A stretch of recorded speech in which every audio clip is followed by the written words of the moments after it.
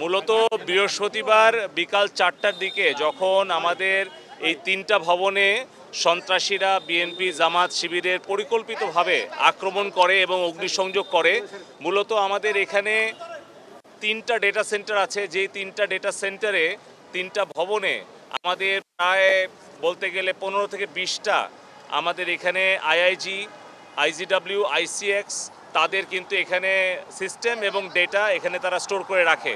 তো বৃহস্পতিবার বিকাল 4টার দিক থেকে কিন্তু আমাদের এই 3টা ডেটা সেন্টার সম্পূর্ণভাবে শাটডাউন হয়ে যায়। কারণটা হচ্ছে আপনারা দেখছেন যে তারগুলো পুড়িয়ে দিয়েছে এবং পাওয়ার এবং ইন্টারনেট সহ পুরো ব্যবস্থাটাই সেই সময় বিচ্ছিন্ন হয়ে যায় এবং আমরা ইন্টারনেট বন্ধ করতে বাধ্য হই।